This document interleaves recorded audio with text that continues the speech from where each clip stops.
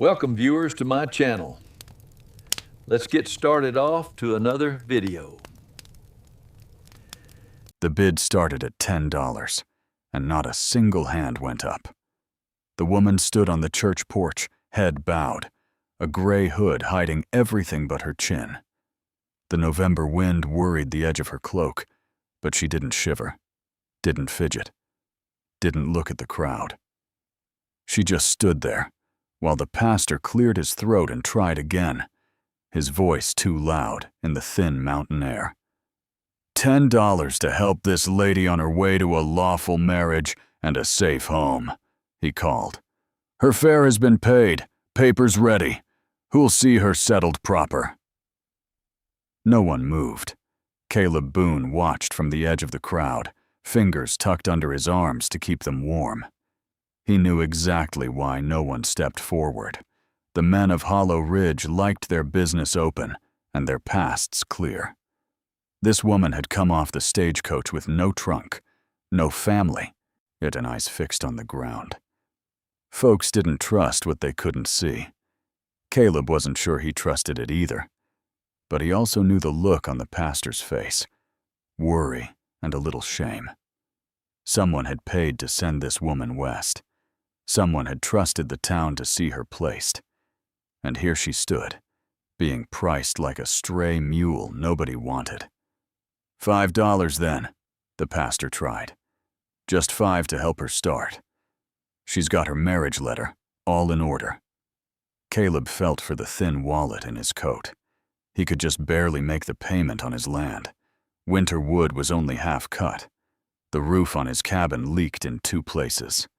What he wanted, what he'd wanted for the last 3 years, was a wife and a warm light waiting when he came in from the snow. With what stood in his way was written in every crack on his rough hands and every patched place on his coat. He was a mountain man, with more rocks than dollars to his name. $1, the pastor said finally, voice tight. Surely we can manage at least that. Anyone willing to take responsibility for Mrs.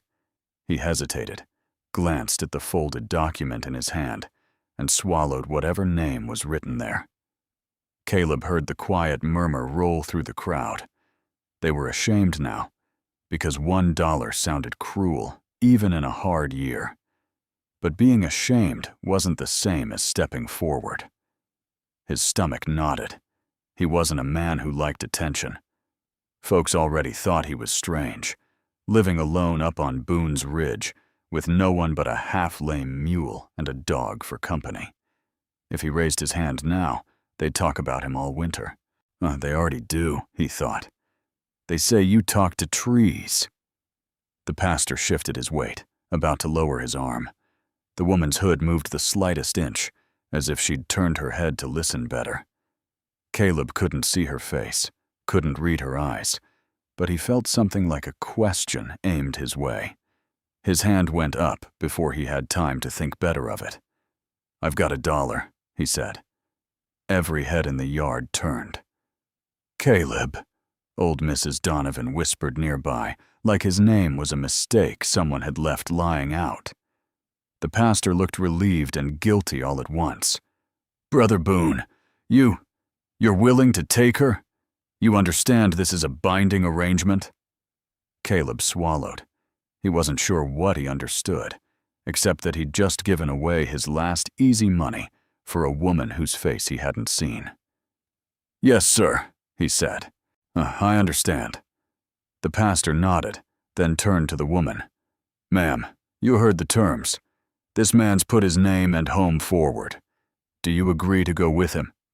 For the first time since she'd stepped off the stage, the woman moved. She lifted her head just enough that Caleb could see the hint of a jawline, the curve of a cheek, a mouth that was neither smiling nor frowning, just set, like someone who'd already walked through a storm. She didn't speak. She only gave the slightest of nods. That was all it took. Papers were signed on the crate that served as a table. The pastor pressed a worn Bible into Caleb's hand and said some hurried words about vows and provision. The crowd, uneasy and curious, watched as Caleb slid the plain ring over her gloved finger. He didn't know if his hand trembled because of the cold or something else. "God go with you both," the pastor finished softly. "Mrs. Boone. Mr. Boone." Mrs. Boone. The name landed heavy in Caleb's chest. He helped her down the steps and toward his wagon. The wooden wheels creaked as he checked the harness, glad for something to do with his hands. She climbed up without help, skirts gathered neatly, moving with a quiet grace that didn't belong to someone priced at $1. No one stopped them as they rolled out of town. No one called farewell. The sound that followed them was the whisper of voices, the kind that made a man's shoulders knot under his coat. They rode in silence for the first mile, then another. The trail turned from packed dirt to stony ruts, climbing toward the gray line of the mountains. Caleb could feel her eyes on the passing trees, the river, the lonely cabins tucked far apart. But he cleared his throat. "Name on the paper said you're already married to me," he said, trying for something almost like a joke. "But the pastor never did read it out loud proper. Figure I should at least know what to call you." She was quiet long enough he wondered if she'd ignore him. Then she spoke. "My name is Lydia," she said. The sound of it was simple. No music, no fancy twist. But her voice was low and steady, with a worn edge that matched the land around them. It wasn't frightened. It wasn't sweetened up to please him. It was the voice of someone who knew what it cost to ask for anything in this world, and had chosen to ask anyway. "Lydia Boone," she added, as if testing the shape of it.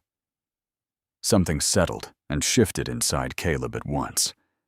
He'd spent 3 years telling himself he could live alone forever, and that he didn't need anyone looking too close at the thinness of his pantry, or the way he sometimes woke at night, reaching for a hand that was never there. But hearing his last name in her mouth, plain as a promise and without a trace of pity, did something to him he didn't have words for. "That's a good name," he said softly. She turned her head then, just enough that he could see the corner of her mouth. Not a smile, exactly. More like the ghost of one, trying to remember how. "You bought it cheap," she replied. His hands tightened on the reins. "I didn't buy you," he said. "Paid for papers and passage is all. You're not a sack of grain, Mrs. Boone." "Lydia," she corrected quietly. "Lydia," he said, and it felt right. The way her name fit in his voice, the way his had fit in hers. The mule plodded on, breath steaming, and the ridge rose ahead, his cabin somewhere beyond that line of pines. He thought about the broken step, the cracked window, the blanket he'd patched twice instead of buying a new one. Shame crept up the back of his neck.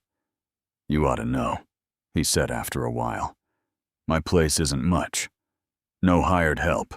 Just me, a dog that won't listen, and a mule that complains worse than any neighbor. Winters bite hard up here." She listened without interrupting. When he finished, she drew her cloak a little tighter and looked straight ahead. "I didn't come west for comfort," Lydia said.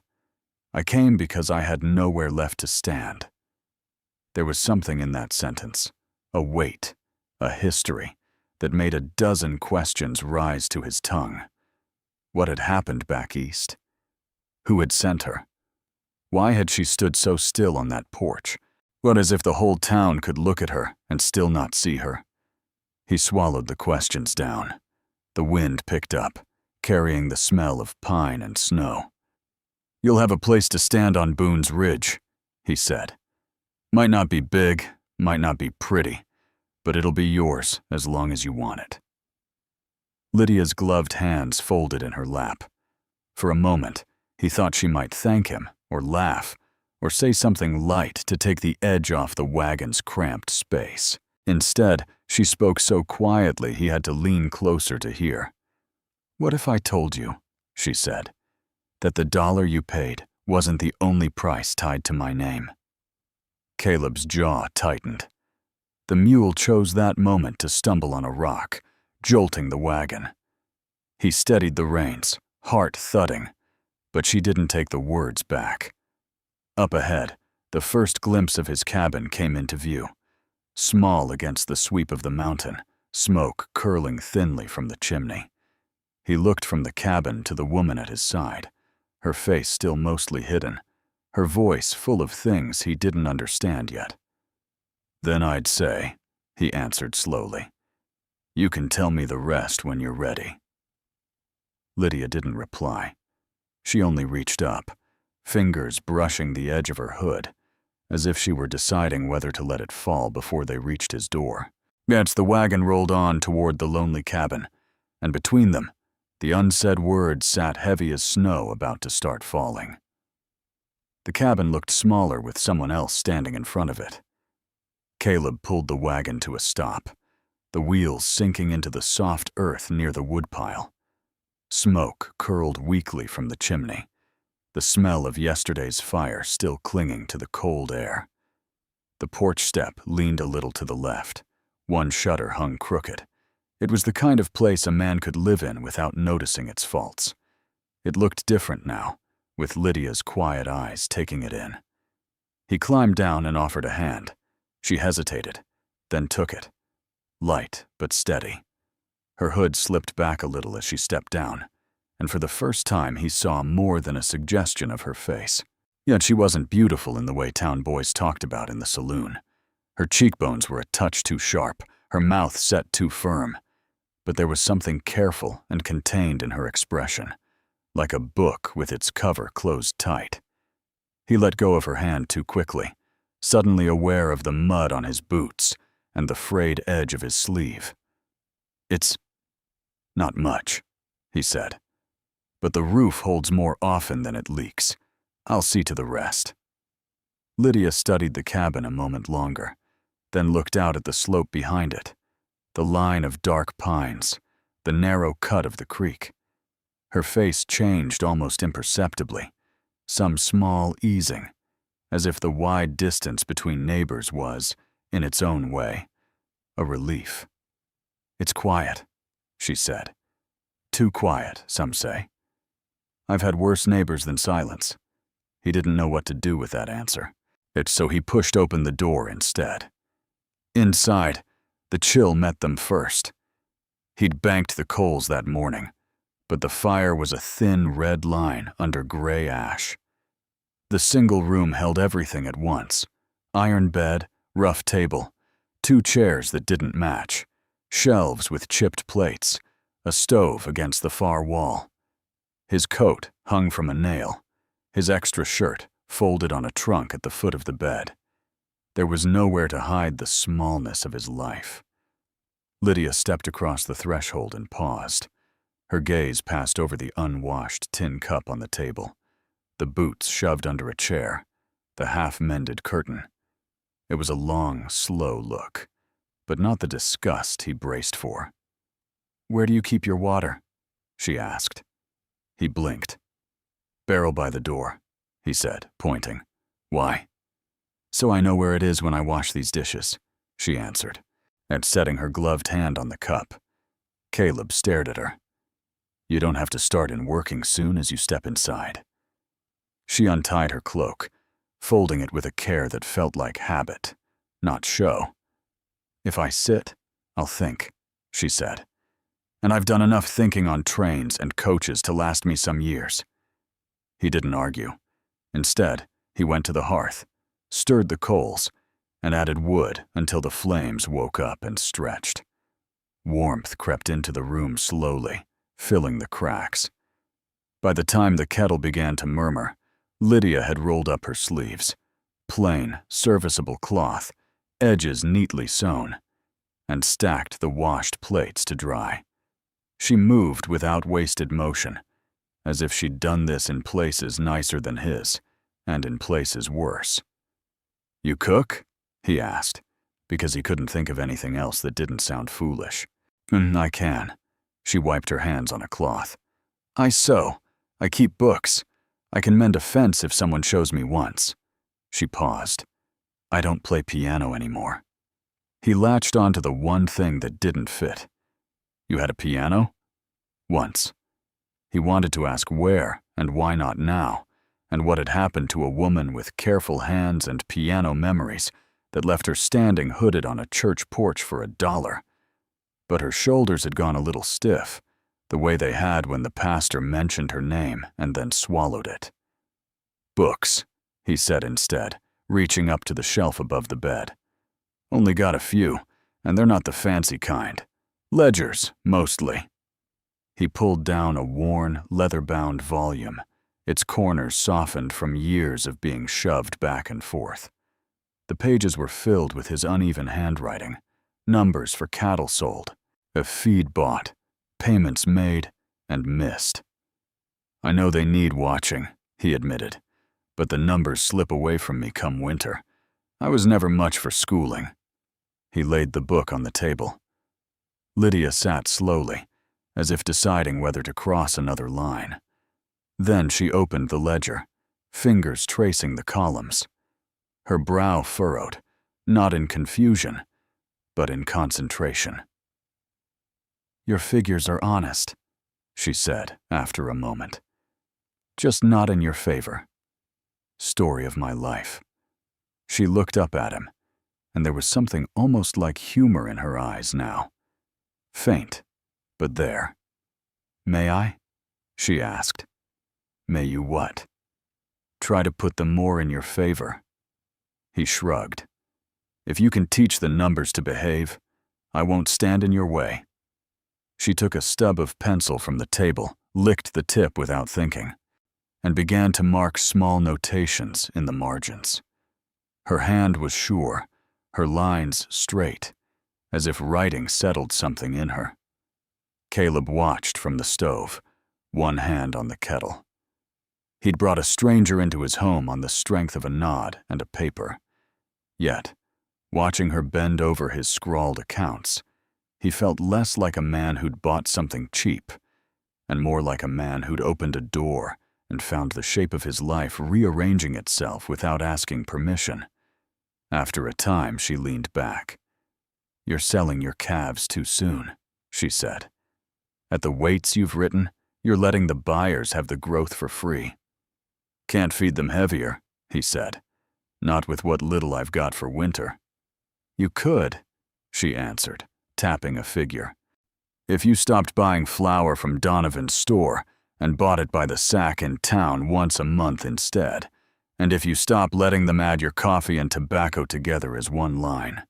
He frowned. "They do that?" "They do." There was no anger in her tone, only a quiet certainty. "And they round it up." He hadn't noticed. He was noticing now that she had a mind like a trap, sprung quietly on details he'd assumed would stay out of reach. "Do you do this sort of thing for fun?" he asked. "I used to do it because it was expected," she said. "Now, I don't know yet." Another question, sitting between them. He poured hot water into 2 mugs, the steam fogging the small window. As he handed her one, he saw, for the first time, the small object tucked against her collarbone, a thin chain disappearing under her dress. She accepted the cup with both hands. As she lifted it, the neck of her dress shifted, and something flat and dark slipped momentarily into view. A leather pouch, no bigger than 2 fingers wide, hanging from the chain. He tried not to stare. "Something important?" he asked carefully. Her fingers went automatically to touch the pouch, as if to be sure it was still there. The gesture was quick, protective. "Yes," she said simply. "What is it?" She met his gaze head-on for the first time. Her eyes were a deep brown, steady and tired and sharp all at once. "A reminder," she said, "of what I owe. Not who, not where, what." He could have pushed then. Pride and curiosity prodded him both. He'd given up his last dollar and tied his life to hers. Didn't he have the right to know what debts rode into his cabin with her? But something about the way her hand rested over that small pouch, light, as if anything harder might bruise it, stilled him. "Everyone owes something," he said instead. "Some of us just don't hang it round our necks." She held his eyes another second, then looked away. "Some of us don't get to choose." The wind worried at the eaves. Outside, the dog barked twice at nothing, then lay down again. Days settled into a rhythm, rough and mismatched. Caleb showed her where the creek ran shallow and how to check the traps. Lydia patched the curtain and, without asking, he moved his one good chair closer to the fire where the light fell better on the ledger pages. On the fourth morning, he found her outside at dawn, breath puffing in the cold. She stood by the split-rail fence, watching the sky lighten over the ridge like a person trying to memorize the shape of freedom. "You sleep?" he asked. "Enough." She tucked a loose strand of hair behind her ear. Without the hood, he could see the faint crease between her brows that never quite left. "The quiet takes getting used to." "It stays," he said. "Gets thicker with snow." "I'm not afraid of quiet." "What are you afraid of?" he asked, before he could stop himself. She looked past him, toward the trail down the mountain. Her hand went again to the small pouch at her throat. "Being followed," she said softly. A knot tightened in his gut. "There's someone looking for you." She didn't answer directly. "Back east," she said. "People know my name. Some of them think it's worth money. Some think it's worth trouble. Sending me here was a way to settle accounts." "And the dollar?" His voice came out rougher than he meant. "What did that pay for?" "Your part," Lydia said. "The part that says you'll stand between me and whoever else might claim they have rights." He stared at her. "Lydia, I'm a man with a leaking roof and a mule that kicks. That's all I am. I'm not—" He searched for the word. "I'm not anyone's shield." "You are," she said quietly. "You just don't know it yet." The certainty in her tone unnerved him more than any shouted warning. He wanted to grab hold of the conversation, steer it somewhere simpler. Food, wood, the way snow drifted against the north wall. Instead, and he found himself asking the question that had been sitting in him since the churchyard. "What is it you owe?" he asked. "Money? A promise? Something worse?" She wrapped her cloak tighter and walked a few steps along the fence, boots crunching in the frost. For a moment, he thought she'd pretend not to have heard. "I spoke," she said finally. He frowned. "Spoke?" "In a room where a woman wasn't supposed to speak. And I said something a man with more money than conscience didn't care to hear." Her mouth tightened. "So I owe him the inconvenience of my absence. He's been paid to forget I exist. Sending me away was cheaper than admitting he was wrong." Caleb felt heat climb his throat. "That's not a debt," he said. "That's—" He stopped short of the word burning in his chest. And he'd promised himself he wouldn't raise his voice in his own home, not to her. She glanced back at him, and there was a flicker there, of gratitude, or maybe just surprise, that he'd taken her side so quickly. "Men like him call it a debt," she said, "and men who owe him favors helped him send me here." Caleb's fingers curled around the fence rail. "Is he one of the ones who might be looking?" She didn't answer, but she didn't have to. That afternoon, he hitched the mule and rode down to town for supplies. Lydia had made a list in neat small letters, grouping items by store as if she'd spent years thinking of how to make errands efficient. At Donovan's, he set the list down on the counter. "Marriage agreeing with you, Boone?" Mr. Donovan asked, peering over his spectacles. "Oh, I heard you got yourself a lady for a song." Caleb's jaw tightened. "She's my wife," he said. "Not a bargain." "Didn't say she wasn't," Donovan replied, amused. "Just saying folks are curious. Hood like that tends to make people wonder what's underneath." Same as anyone else, Caleb said flatly. Bone, skin, heart. Heart's where the trouble starts, the storekeeper muttered, ringing up the items. You watch yourself. Pastor said the man who paid to send her west made it clear he wanted her settled far off. That kind of insistence comes with strings. Caleb looked up sharply. What man? Donovan shrugged. Name on the wire came through as L. Hartford. Could be anyone. Folks back east like their initials. All I know is the pastor had 2 letters. One for her passage, one with instructions. Smelled like money and worry. Yeah, both. Instructions? Caleb repeated. Only that she be married quick and proper. No questions asked. Donovan slid the sack of flour across the worn wood. You might have bought yourself a quiet wife, Boone, or you might have stepped into someone else's business. On the ride home, the words rode with him, heavy as extra weight in the wagon. Money and worry. L. Hartford. Settled far off. No questions asked. Up on the ridge, Lydia had swept the floor, washed his extra shirt, and set a pot of stew on to simmer. The cabin smelled of onions and thyme, the kind of scent that made a man think, against his better judgment, that life might yet be gentler than he'd planned. She looked up when he came in, searching his face briefly, before her gaze dropped to the sack in his arms. You found everything? She asked. Mostly. He set the flour down harder than he meant to. Donovan said the man who sent you had a name. Hartford. She went very still. Did he? She asked. You know him? Her fingers twisted in the apron she'd found tucked in a trunk. It was too big for her, tied twice at the back, but she wore it like armor. I know what he's capable of, she said. And that he wanted you settled far off, Caleb went on, hearing Donovan's tone in his own. Married quick.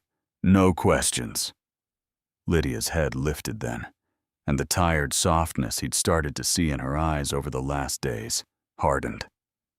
Do you feel cheated, Caleb? She asked quietly. Did you think you were getting a woman with no history at all for your dollar? That's not what You knew I had a past before you raised your hand, she said. Everyone in that yard knew. They just didn't want to be the man standing next to it when it caught up. The kettle hissed where stew had splashed against hot iron. Outside, the dog barked once, uncertain, then fell silent again. Caleb drew a slow breath. Pride pushed at his ribs.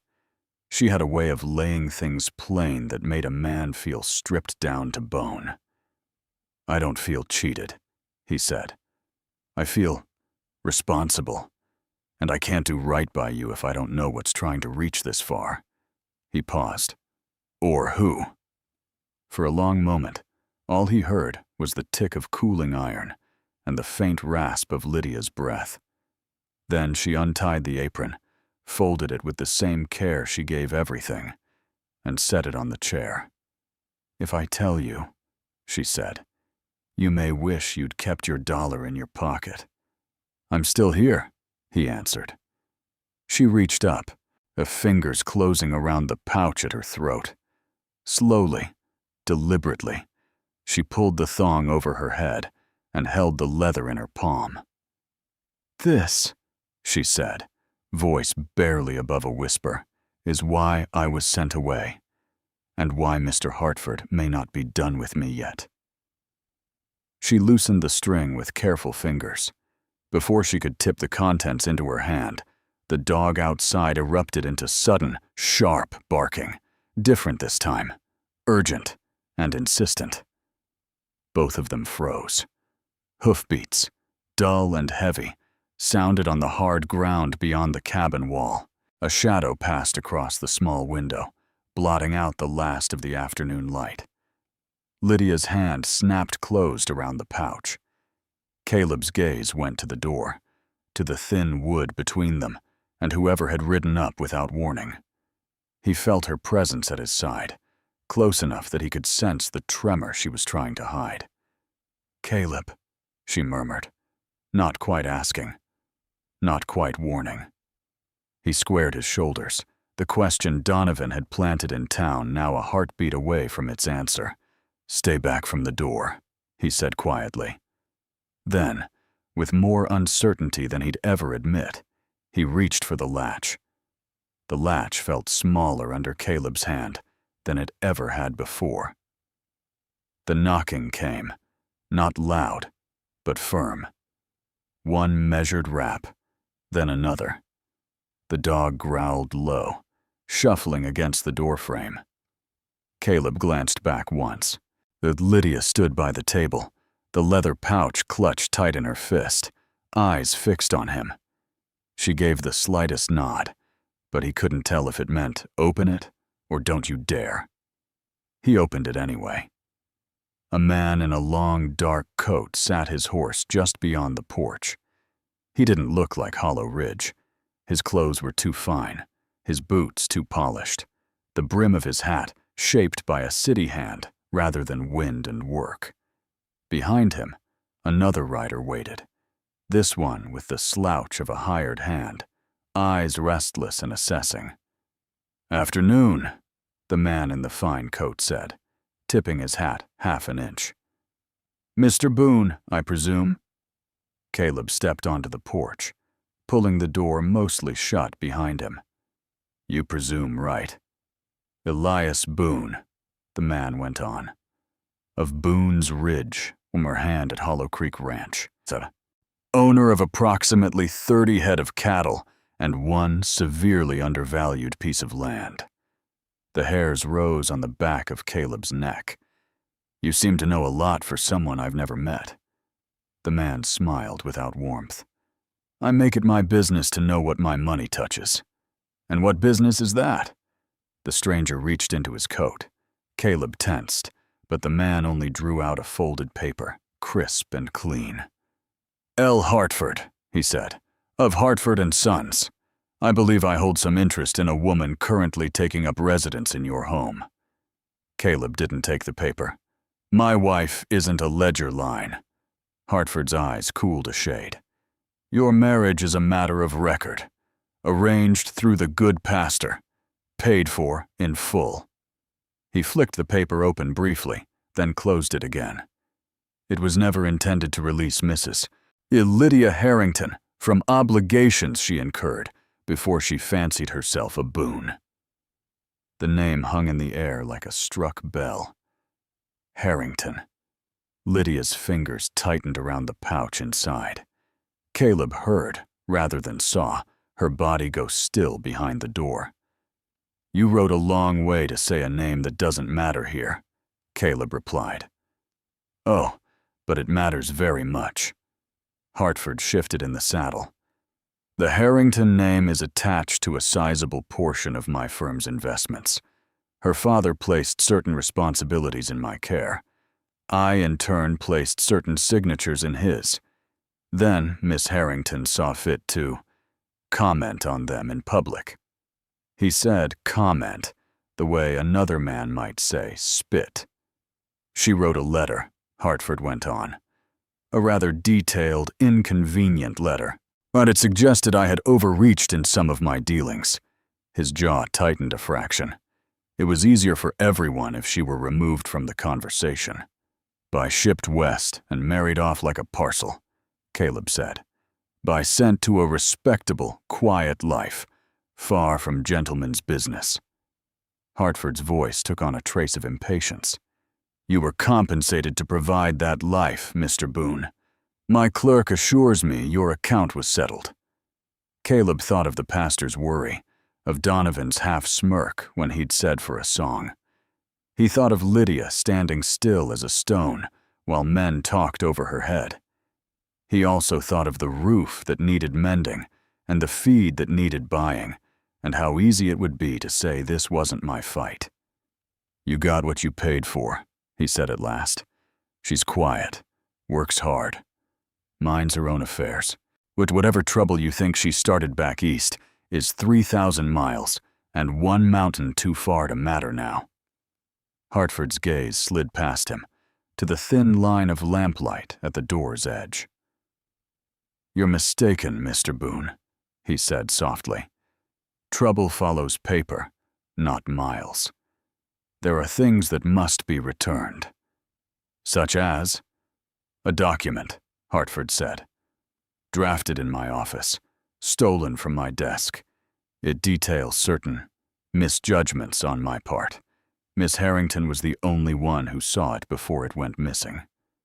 "And you think she carried it all this way?" Caleb asked. The thought made something inside him shift. The pouch, the chain, a reminder of what I owe. "I think," Hartford said, "that her sense of righteousness exceeds her sense of caution. I also think she is not foolish enough to arrive at a stranger's home unarmed, but so to speak. I have been patient, Mr. Boone, but patience has limits. I'm here to collect what belongs to me, then allow your domestic arrangements to continue unmolested." "And if we don't have what you're looking for?" Caleb asked quietly. Hartford's expression didn't change. "Then your winter may prove more difficult than you planned. Loans can be called in, boundaries remarked. Men suddenly find they cannot purchase feed, or sell cattle, or rely on neighboring goodwill." It wasn't a shout, or a threat delivered with a pistol. It was worse, a simple description of how a man's life could be squeezed until the light ran out. Caleb's hand closed around the porch post. "You'd do all that to keep your name from being in question?" he asked. "The question is not my name," Hartford replied. "It is order. A men like me keep places like this from collapsing into chaos. I will not have my work undone by a girl who cannot hold her tongue." The door's hinges creaked softly behind Caleb. "Then perhaps," a voice said, steady despite the tremor underneath, "you should have thought more carefully before you signed your own name." Lydia stepped onto the porch. She no longer wore the hood. Her hair was braided and pinned at the back of her neck. Her face was pale but composed, the pouch hanging plain now against the front of her dress. Hartford's eyes narrowed. "Miss Harrington," he said, "you look diminished."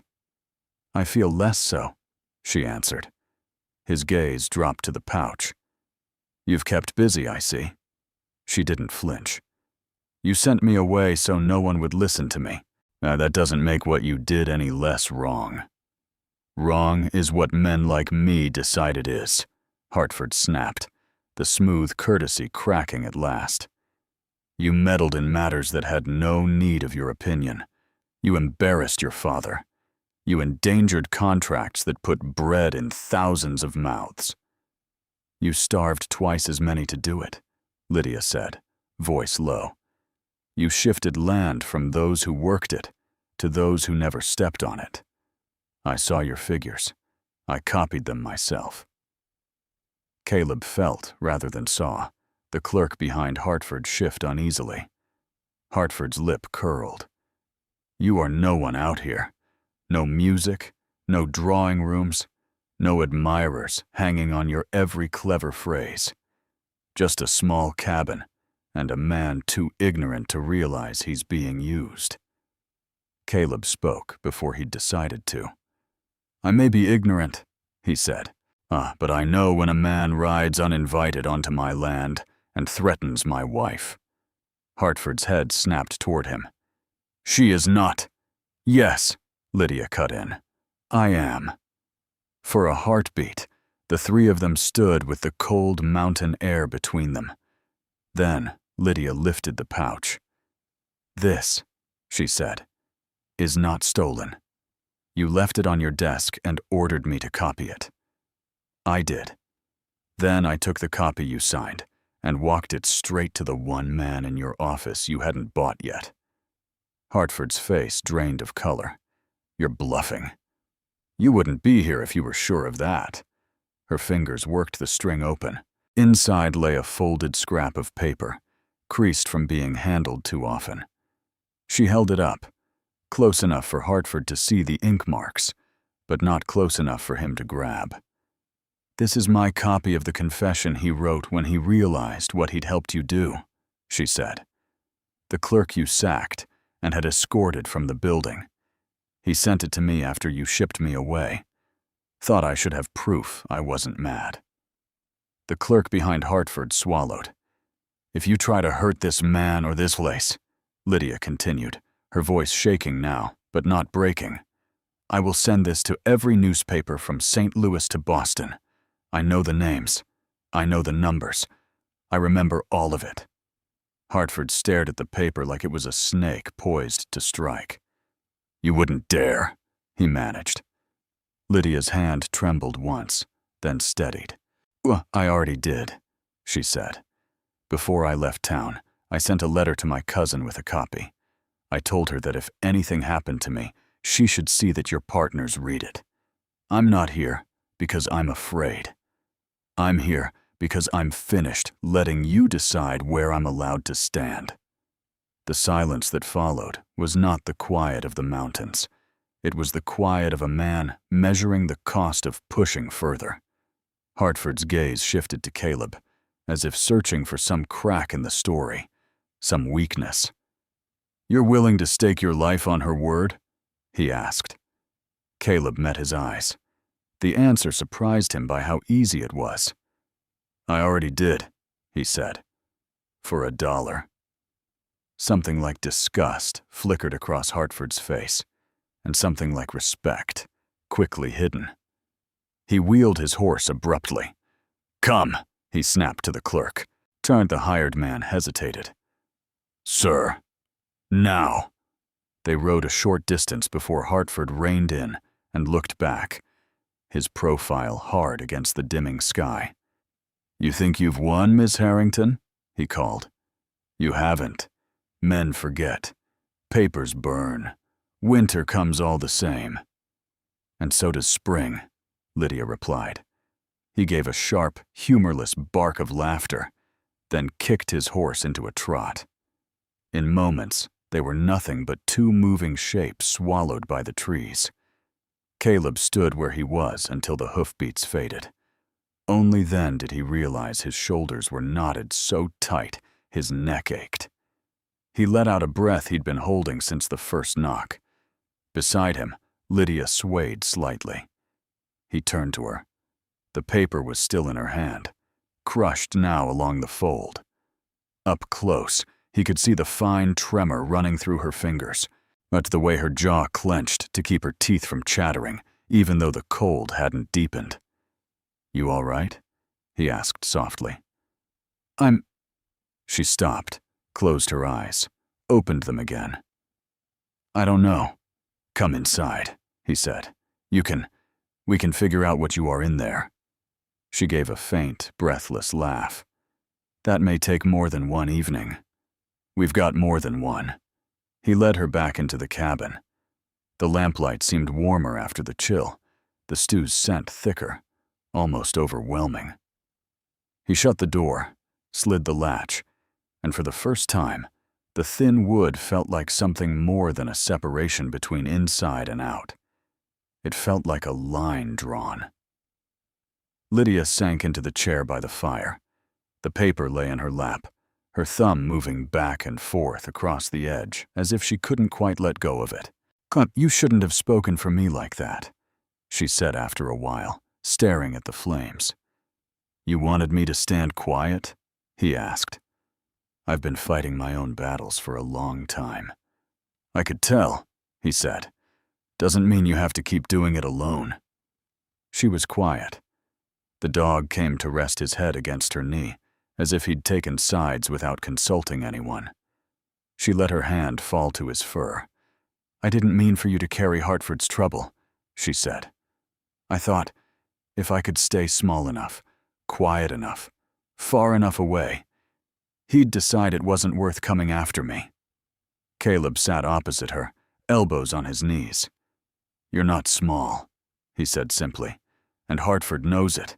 Hiding from that won't make him forget." Her eyes lifted to his.